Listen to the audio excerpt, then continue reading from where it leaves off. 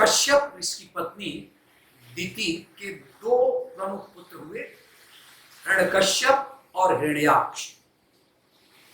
हिरण्यकश्यप के 4 पुत्र हुए।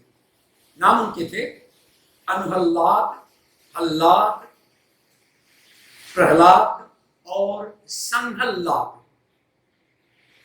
प्रहलाद के कुल में उनके पुत्र हुए विरोचन, और विरोचन के पुत्र हुए राजा बलि। दक्षिण भारत में राजा बलि का राज्य था, संपूर्ण दक्षिण भारत में। उन्होंने महाबलीपुरम को अपनी राजधानी बनाया था, और आज भी केरल में ओणम का पर्व राजा बलि की याद में ही मनाया जाता है। एक समय राजा बलि ने विश्व विजय के बारे में सोचकर अश्वमेध यज्ञ किया, और इस यज्ञ के चलते उसकी प्रसिद्धि चारों तरफ फैलने लगी। उसने 98 यज्ञ संपन्न कराए थे, और इस तरह उनकी राज्य और शक्ति का विस्तार होता ही जा रहा। तब उसने, राजा बलि ने, इंद्र के राज्य पर चढ़ाई करने को सोची, और इस तरह राजा बलि ने 99वें यज्ञ की घोषणा की। होता क्या था कि पहले जब चढ़ाई करते थे उसके पहले यज्ञ करते थे, तो राजा बलि ने इस प्रकार इंद्र पर आक्रमण के पहले 99वें यज्ञ की घोषणा की, और सभी राज्यों और नगरवासियों को निमंत्रण भेजा। माना जाता है कि देवता और असुरों की लड़ाई 12 बार हुई थी। देवताओं की ओर से गंधर्व और यक्ष होते थे, और दैत्यों की ओर से दानव और राक्षस। अंतिम बार हिरण्यकश्यप के पुत्र प्रहलाद और उनके पुत्र राजा बलि के साथ इंद्र का युद्ध हुआ। परिणाम युद्ध का यह हुआ कि देवता हार गए, और तब संपूर्ण जम्बू द्वीप पर असुरों का राज हो गया। जरा यहां पर आप समझेंगे, जम्बू द्वीप का मतलब होता है कि 400 करोड़ मील का क्षेत्र, यानी पूरी पृथ्वी, इस पर असुरों का राज्य हो गया। जब इंद्र दैत्यों के राजा बलि से युद्ध में हार गए तो बड़े हताश हुए, निराश हुए, और तब सभी देवता ब्रह्मा जी को साथ लेकर भगवान विष्णु के आश्रय में गए, और उनसे अपना स्वर्गलोक वापस पाने के लिए प्रार्थना करने लगे। विष्णु ने कहा कि आप सभी देवतागण दैत्यों से सुलह कर लें, ऐसे नहीं आप जीत सकते। और उनका सहयोग पाकर मंदराचल को मथानी बनाकर और वासुकी नाग को रस्सी बनाकर क्षीर सागर का मंथन करिए। क्या होगा उससे? समुद्र मंथन से जो अमृत प्राप्त होगा उसे पिलाकर मैं आप सभी देवताओं को अजर अमर कर दूंगा। यह थी नीति विष्णु की देवताओं के लिए, और यह समझा करके उन्होंने देवताओं को राजा बलि के पास भेजने की चेष्टा की। उसके बाद देवता दैत्यों का विनाश करके पुनः स्वर्ग पर आधिपत्य पा सकेंगे। ये समझ लो, जब तुम लोग अमर हो जाओगे तो ही दैत्यों पर विजय प्राप्त कर सकोगे। देवताओं के राजा इंद्र दैत्यों के राजा बलि के पास गए, उनके समक्ष समुद्र मंथन का प्रस्ताव रखा, जैसा कि श्री विष्णु ने बताया था, और अमृत की भी बात बताई। फिर क्या था? अमृत के लालच में आकर दैत्य ने देवताओं का साथ देने का वचन दिया। ठीक है, ऐसा ही करेंगे।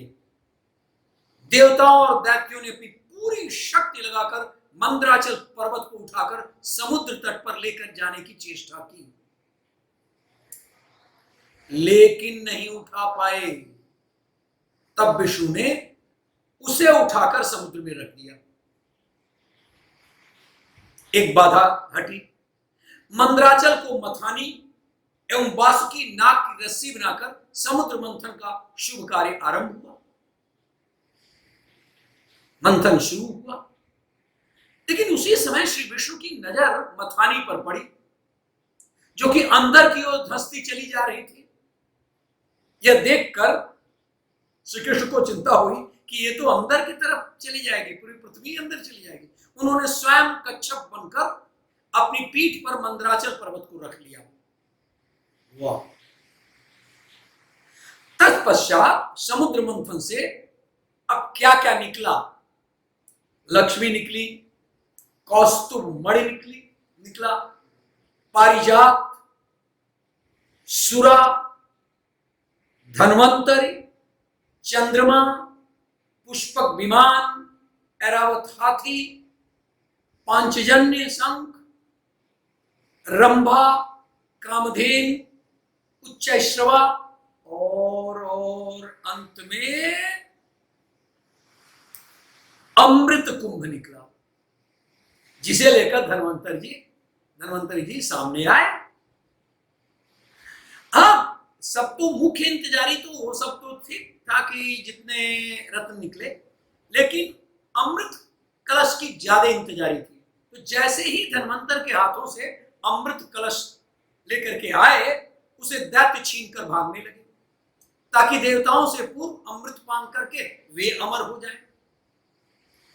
दैत्यों के बीच कलश के लिए अब झगड़ा शुरू हो गया। देवता हताश हो गए, वो तो आपस में ही झगड़ा शुरू कर दिया। श्री विष्णु तब एक चाल चले, एक अति सुंदर नारी का रूप धारण करके देवता और दैत्यों के बीच पहुंच गए और उन्होंने अमृत को समान रूप से बांटने का प्रस्ताव रखा। क्यों झगड़ रहे हो तुम लोग? ऐसा करो कि मैं, अगर तुम लोगों को विश्वास हो तो मैं अमृत को समान रूप से बांटने के लिए कोशिश करो। लेकिन दैत्य तो उस अनिंद्य सुंदरी से इतने मोहित हो गए कि अमृत का कलश श्री विष्णु को सौंप दिया, और यही उद्देश्य था श्री विष्णु का। अब मोहिनी रूपधारी विष्णु ने कहा, मैं जैसे भी विभाजन का कार्य करूं, देखो भाई, चाहे वो उचित हो या अनुचित, तुम लोग बीच में बाधा उत्पन्न न करने का वचन दो, तभी मैं इस काम को करूंगी। सभी ने मोहिनी रूपी भगवान की बात मानी। देवता और दैत्य अलग अलग कतारों में बैठ गए। अब मोहिनी रूप धारण करके श्री विष्णु छल से, कपट से सारा का सारा अमृत देवताओं को पिला दिया। चर्चा यह भी है कि उसमें राहु और केतु दो राक्षस थे, दैत्य थे, और वो देवताओं की भी पंक्ति में आ गए थे।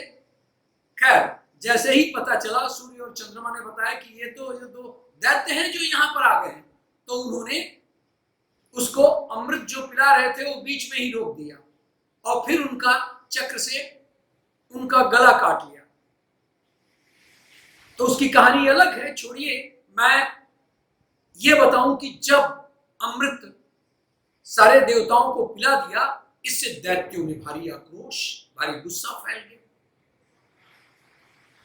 समुद्र मंथन से प्राप्त जब अमृत पीकर देवता अमर हो गए, तब फिर से देवासुर संग्राम छिड़ा और इंद्र द्वारा वज्राहत होने पर बल की मृत्यु हो गई। इंद्र ने वज्र फेंका और उससे बल की मृत्यु हो गई, और ये खुद तो मर नहीं रहे थे, अमर थे ये।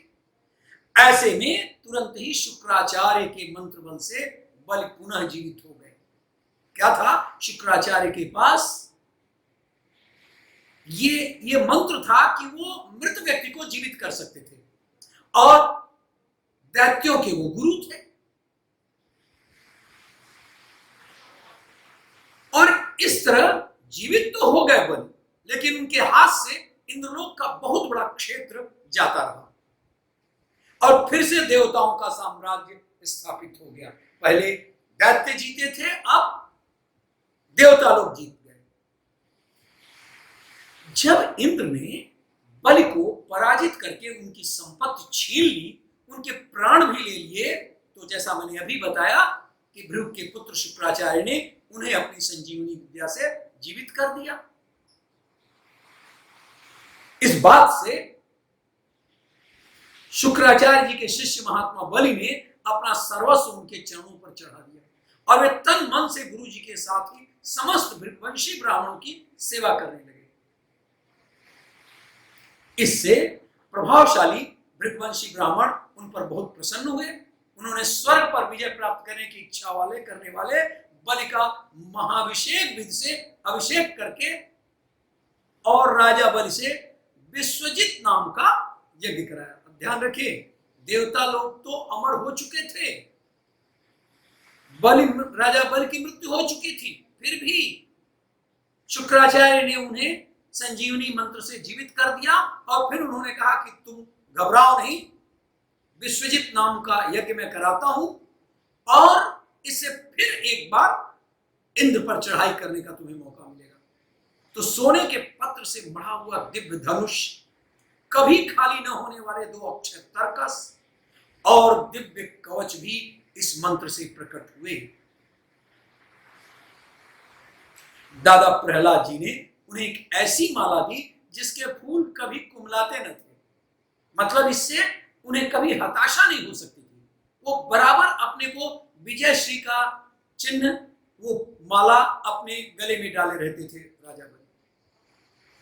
शुक्राचार्य ने उनको एक शंख दिया।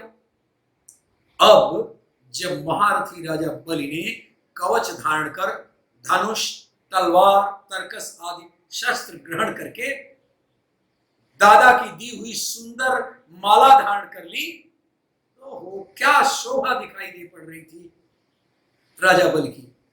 राजा बल ने इस बहुत बड़ी आसुरी सेना को लेकर उसका युद्ध के ढंग से संचालन किया तथा अमरावती पर यानी देवलोक पर यानी स्वर्गलोक पर चढ़ाई कर दी।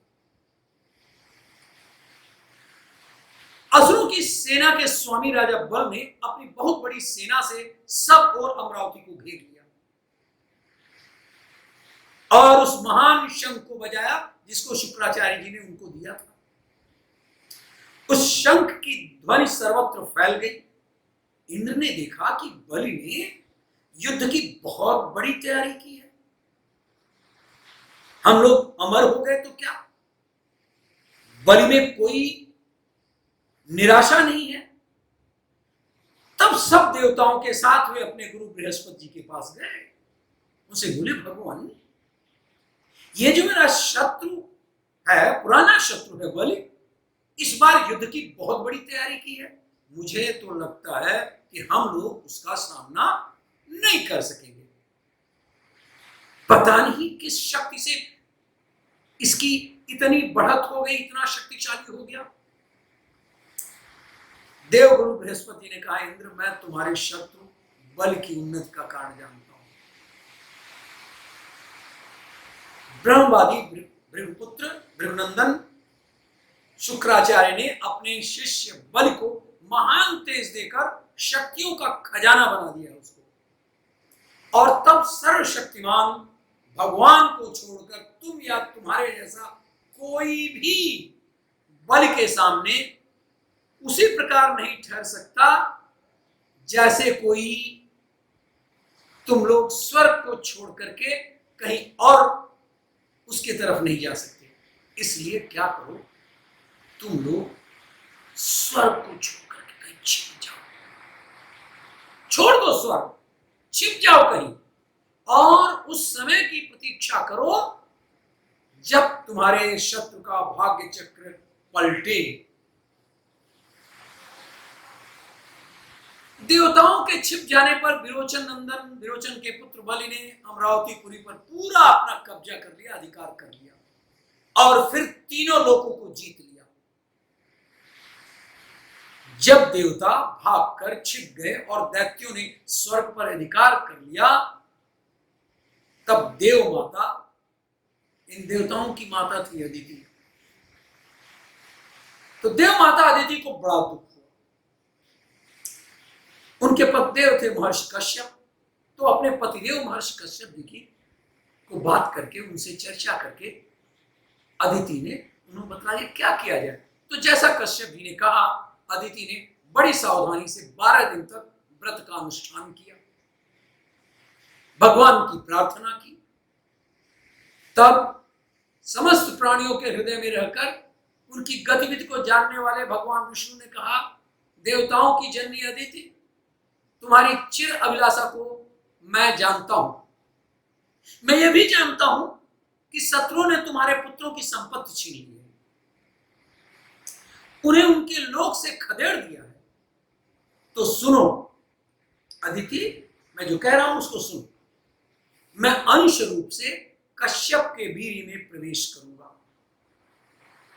और तुम्हारा पुत्र बनकर तुम्हारी संतान की रक्षा करूंगा। जितने भी तुम्हारे संतानें हैं उनकी रक्षा मैं इसी रूप में करूंगा। और इतना कहकर भगवान वहीं अंतर्ध्यान हो गए। कालांतर में भगवान ने जन्म ग्रहण किया।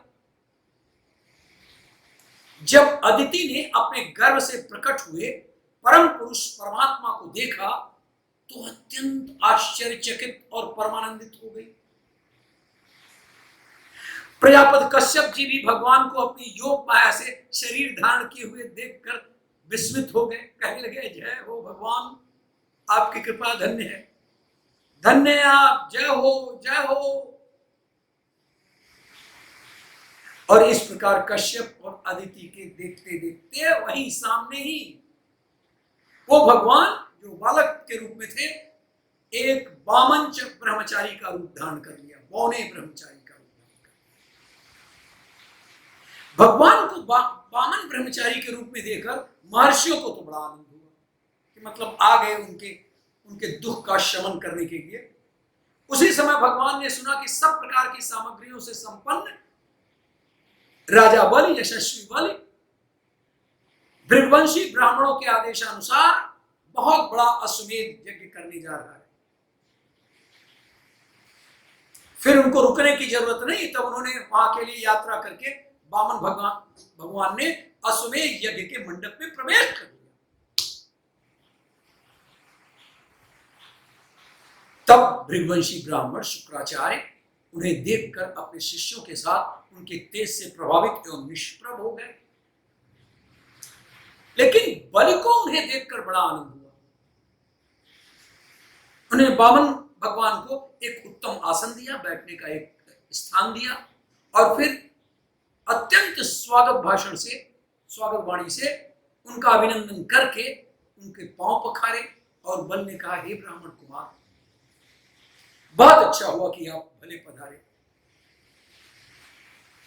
आपको मैं बार बार नमस्कार करता हूं और प्रभु आज्ञा कीजिए, मैं आपकी क्या सेवा करूं। आपके पांव पखारने से मेरे सभी पाप धुल गए और विधि पूर्वक यज्ञ करने से, अग्नि में आहुति डालने से जो फल मिलता, आपके पांव पखारने से ही अनायास ही हमें मिल गया। हे परम पूज्य, हे ब्राह्मण वेशधारी, हे ब्रह्मचारी जी, आप जो चाहते हो वह सब आप मुझसे मांग लीजिए।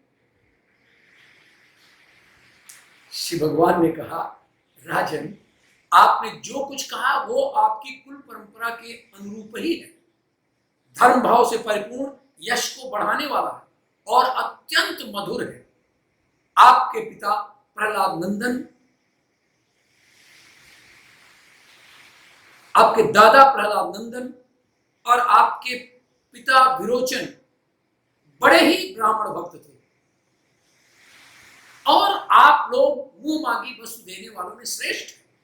इसी से मैं आपसे थोड़ी सी पृथ्वी केवल अपने पैरों से 3 डग मांगता हूं। माना कि आप सारे जगत के स्वामी और बड़े उदार हैं, फिर भी मैं आपसे इससे अधिक कुछ नहीं चाहता। राजा बल ने कहा, ब्राह्मण कुमार, क्या कह रहे हैं? आपकी बातें तो वृद्धों जैसी है, परंतु बुद्धि अभी बच्चों सी है, बच्चों जैसी ही है आपकी बुद्धि। और तुम हो भी तो बालक ना, इसी से अपना हानि लाभ नहीं समझ रहे हो। इसके पहले तो आप कहते थे, लेकिन अब तुम पर इसलिए उतर आए कि वो समझ गए कि बच्चा नादान नहीं। आप अपनी हान लाभ नहीं समझ रहे हैं, जो मुझसे केवल 3 गज भूमि मांग रहे हैं, वो भी क्या बुद्धिमान कहा जा सकता है? बोलिए ब्रह्मचारी जी। एक बार कुछ मांगने के लिए जो कोई भी मेरे पास आ गया हो, उसे फिर कभी किसी से कुछ मांगने की आवश्यकता नहीं पड़नी चाहिए। श्री भगवान ने कहा, राजन यह सत्य है, संसार के सब प्यारे विषय एक मनुष्य की कामनाओं को भी पूर्ण करने में समर्थ नहीं है। यदि वो अपनी इंद्रियों को वश में रखने वाला संतोषी न हो, तो जो 3 वक्त घूम से संतोष नहीं कर पाएगा, उसे एक द्वीप भी दे दिया जाए तो भी वह संतुष्ट नहीं हो सकता। राजा बलि हंस पड़े। उन्होंने कहा, अच्छी बात है, जैसी आपकी इच्छा, जितनी आपकी इच्छा उतने ही ले लीजिए। यह कहकर वामन भगवान को 3 पग पृथ्वी का संकल्प करने के लिए उन्होंने जलपात्र उठाया। शुक्राचार्य जी सब कुछ जानते थे, उनसे भगवान की लीला छिपी नहीं थी। उन्होंने राजा बलि को पृथ्वी देने के लिए तैयार देखकर उनसे कहा, विरोचन कुमार, राजा बलि, ये स्वयं अविनाशी भगवान विष्णु हैं, संभलो। देवताओं का काम बनाने के लिए कश्यप की पत्नी अदिति के गर्भ से अवतीर्ण हुए हैं। ये विश्व व्यापक भगवान एक पग में पृथ्वी और दूसरे पग में स्वर्ग को नाप लेंगे। रे नादान, इनके विशाल शरीर से आकाश भर जाएगा, अब फिर इनका तीसरा पग कहां जाएगा? उसे तुम पूरा नहीं कर सकोगे बलि। राजा बलि इनको पूरा नहीं कर सकोगे।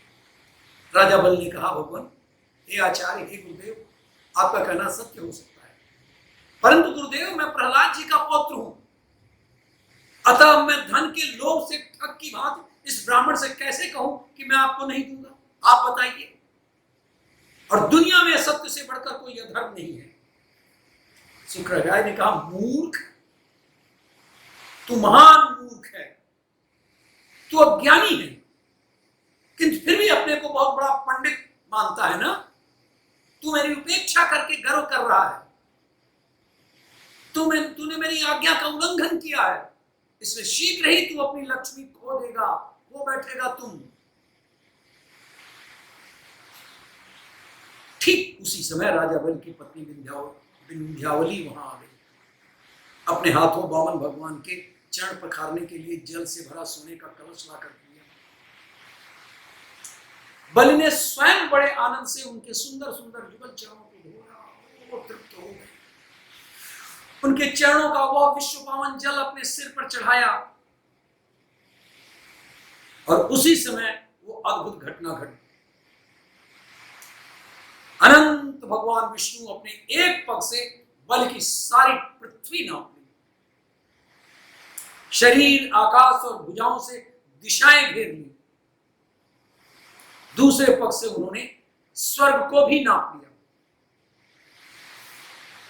अब तो तीसरा डग रखने के लिए, तीसरा कदम रखने के लिए बलि की तनिक सी भी कोई वस्तु बची ही नहीं। भगवान वो दूसरा पग ही ऊपर की ओर जाता हुआ जललोक और तपलोक से भी ऊपर सत्यलोक में पहुंच गया। दैत्यों ने देखा कि वामन जी ने 3 पग पृथ्वी मांगने के बहाने सारी पृथ्वी ही छीन ली। भगवान के हृदय की बात जानकर अब भगवान चाहते थे विष्णु कि अब बलि को बांध लिया जाए। तो उनके हृदय की बात जान करके पक्षराज गरुड़ ने वरुण के पाशों से बलि को बांध लिया। जब सर्वशक्तिमान भगवान विष्णु ने बलि को इस प्रकार बंधवा दिया, तब पृथ्वी, आकाश और समस्त दिशाओं में लोग हाय हाय करने लगे। यद्यपि बल वरुण के पासों से बंधे हुए थे, उनकी संपत्ति भी उनके हाथों से निकल गई थी, फिर भी उनकी बुद्धि निश्चयात्मक थी, डिगी नहीं थी, भयभीत नहीं थे। वो सब लोग उनके उदार यश का गान कर रहे थे। उस समय भगवान ने बलि से कहा, हे राजन बलि, तुमने मुझे पृथ्वी के 3 पग दिए थे, 2 पग में तो मैंने सारा त्रिलोकी नाप लिया, अब तीसरा पग पूरा करो। तुमने जो प्रतिज्ञा की थी उसे पूरा न कर सकने के कारण अब तुम्हें नरक में रहना पड़ेगा। लेकिन वो थे दैत्यराज बल। दैत्यराज बल ने कहा, देवताओं के आराध्य देव, हे प्रभु, आपकी कीर्ति बड़ी पवित्र है। क्या आप मेरी बात को असत्य समझते हैं? क्या आप जानते हैं कि मैं असत्य कहूंगा? ऐसा नहीं है प्रभु, मैं उसे सत्य कर दिखाता हूं। आप कृपा करके अपना तीसरा पग मेरे सिर पर रख दीजिए। यही बचा हुआ है, यही राजा बलि की शरीर बची हुई है। मैं डरता हूं तो केवल अपनी अपकीर्ति से। और बल इस प्रकार कह ही रहे थे कि भगवान के प्रेम पात्र, भगवान के परम प्रिय प्रहलाद जी वहां पहुंच गए। प्रहलाद ने देखा कि श्री संपन्न बल इसमें वरुण पाश में बंधा हुआ है। प्रहलाद ने देखा कि भक्तवत्सल भगवान वहीं विराजमान है और वे आनंद पूर्ण हृदय से सिर झुकाए अपने स्वामी के पास गए और पृथ्वी पर सिर रखकर उन्हें साष्टांग प्रणाम किया। और प्रहलाद जी अंजलि बांधकर खड़े हो गए। उनके सामने ही भगवान ब्रह्मा जी ने वामन भगवान से कुछ कहना चाहा, परंतु इतने में ही राजा बल की परम साध्वी पत्नी विंध्यावली ने अपने पति को बधा देखकर भयभीत हो भगवान के चरणों में प्रणाम किया।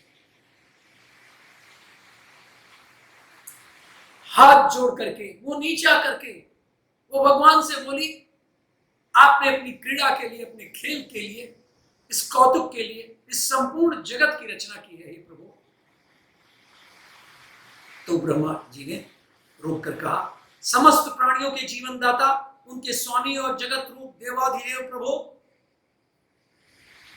मेरी प्रार्थना है कि आप इसे छोड़ दीजिए।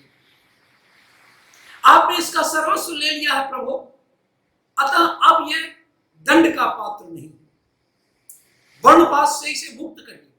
तब श्री भगवान ने कहा, ब्रह्मा जी, इसने उस माया पर विजय प्राप्त कर लिया। भगवान जी, भगवान विष्णु, वो वामन भगवान अब राजा बल की प्रशंसा कर रहे हैं, कह रहे हैं इस राजा बल ने माया पर विजय प्राप्त कर लिया, जिसे जीतना अत्यंत कठिन है।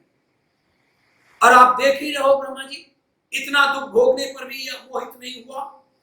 इसका धन छीन लिया गया, राजपद से अलग कर दिया गया, वर्णपाश में इसे बांध लिया गया, परंतु इस दृढ़ निश्चय ने अपनी प्रतिज्ञा नहीं छोड़ी। मैंने इससे छल भरी बातें की, मन में छल रखकर धर्म का उपदेश दिया, परंतु इस सत्यवादी ने अपना धर्म न छोड़ा। अतः मैंने इसे वह स्थान दिया है जो बड़े बड़े देवताओं को भी बड़ी कठिनाई से प्राप्त होता है। हे राजा बल, अपने भाई बंधुओं के साथ उस सुतल लोक में जाओ जिसे स्वर्ग के देवता भी चाहते हैं, ईर्ष्या करते हैं और नहीं प्राप्त कर सकते। बड़े बड़े लोकपाल भी अब तुम्हें पराजित नहीं कर सकते। तुम अपनी रक्षा के लिए मुझे वहां सदा सर्वथा अपने पास ही पाओगे। और तब प्रहलाद की ओर मुड़ करके भगवान ने कहा, बेटा प्रहलाद, तुम्हारा कल्याण हो, अब तुम भी सुतल लोक में जाओ, वहां अपने पौत्र बलि के साथ आनंद पूर्वक रहो और जात बंधुओं को सुखी करो, और वहां तुम मुझे नित्य ही गदा हाथ में लिए खड़ा देखोगे। और इस प्रकार वामन भगवान ने बलि से पृथ्वी की भिक्षा मांगकर अपने बड़े भाई इंद्र को स्वर्ग का राज्य दे दिया, जिसे उनके शत्रुओं ने छीन लिया। मैं आपको बता दूं, एक तरफ भगवान वामन है कह रहा हूं, लेकिन थे तो पुत्र वो अदिति के ही, देवताओं के ही, और देवताओं में सबसे बड़े थे इंद्र। इसीलिए यहां कहा जा रहा है कि भगवान वामन ने बलि का संपूर्ण राज्य अपने बड़े भाई इंद्र को दे दिया। पातालपुरी में राजा बलि के राज्य में 8 प्रहर भगवान विष्णु अपने शरीर के साथ उपस्थित रखकर उनकी रक्षा करने लगा, और इस तरह बलि निश्चिंत होकर के सोता था और संपूर्ण पातालपुरी में शुक्राचार्य के साथ रहकर एक नए धर्म राज्य की व्यवस्था संचालित कर रहा था। बात यही खत्म होती। इधर बैकुंठ में सभी देवी देवता समेत लक्ष्मी जी अत्यंत परेशान हो गई, चिंतित हो गई, ये क्या हुआ। भगवान विष्णु तो वहां पर शीतल लोक में पहरा दे रहे हैं। इस कठिन काल में नारद जी ने माता लक्ष्मी को एक उपाय बताया। उन्होंने कहा कि एक रक्षा सूत्र लेकर वे राजा बल के पास अपरिचित रूप में दीनहीन दुखियारी बनकर के जाएं और राजा बल को भाई बनाकर दान में प्रभु को मांग लें। बलि तो महान दानी, महान दाता, सत्यवादी, अपने प्रण से कभी नहीं हटने वाले। जब लक्ष्मी जी राजा बलि के दरबार में उपस्थित हुई और उन्होंने उनसे आग्रह किया कि वे उन्हें भाई बनाना चाहती हैं, राजा ने उनका प्रस्ताव सहर्ष स्वीकार कर लिया और उनसे रक्षा सूत्र बंधवा लिया और कहा कि अपनी इच्छा के अनुरूप कुछ भी उनसे मांग लें। जब बहन हो गई तो रक्षा सूत्र जब उन्होंने बांध लिया तो उन्होंने कहा कि कुछ भी मांग लें आप। वो तो अपरिचिता थी, लक्ष्मी जी इसी हेतु तो वहां गई थी। उन्हें राजा से कहा कि आप मुझे अपनी सबसे प्रिय वस्तु दे दें। राजन घबरा गए। उन्होंने कहा मेरा सर्वाधिक प्रिय तो यही प्रहरी है, परंतु इसे देने से कि पूर्व तो मैं प्राण त्यागना अधिक पसंद करूंगा। तब लक्ष्मी जी ने अपना परिचय उन्हें दिया और बताया कि मैं आपके उसी प्रहरी की पत्नी हूं। क्या आप चाहते हैं कि उस प्रहरी से दूर रह करके मैं अपना जीवन यापन करूं?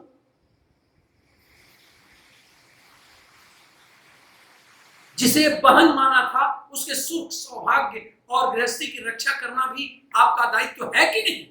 और यदि बहन की ओर से देखते तो उन्हें अपने प्राणों से भी प्रिय अपने इष्ट का साथ छोड़ना चाहिए। बड़ी असमंजस की स्थिति, लेकिन राजन थे सत्य पर अटल, दृढ़ निश्चयी, ईश्वर भक्त, संत और दानवीर। वो यूं ही तो नहीं हुए थे ना। उन्होंने अपने स्वार्थ से बहुत ऊपर उठ करके बहन के सुख को माना और प्रभु को मुक्त कर उनके साथ वैकुंठ वास की सहमति दे दी। और इसके साथ ही उन्होंने लक्ष्मी जी से आग्रह किया कि हे बहन, जब बहन बड़ा भावुक है, जब बहन बहनोई मेरे घर आ ही गए हैं तो मैं चाहता हूं कि मेरे बहन बहनोई कुछ मास और यहीं ठहर जाए और उन्हें आतिथ्य का अवसर दें। लक्ष्मी जी ने उनका आग्रह मान लिया और श्रावण पूर्णिमा मतलब रक्षाबंधन से कार्तिक मास की त्रयोदशी तिथि तक मतलब धनतेरस तक विष्णु और लक्ष्मी जी वहीं पाताल लोक में राजा बलि के यहां रहे। धनतेरस के बाद प्रभु जब लौट कर वैकुंठ को गए तो अगले दिन पूरे लोक में दीप पर्व मनाया गया। कहा यह भी जाता है कि प्रत्येक वर्ष रक्षाबंधन से धनतेरस तक विष्णु लक्ष्मी के संग राजा बलि के यहाँ रहते हैं और दीपोत्सव के अन्य कारणों के संग एक ये भी कारण माना जाता है और तब उसके बाद से दीपावली मनाई जाती है। धन्यवाद।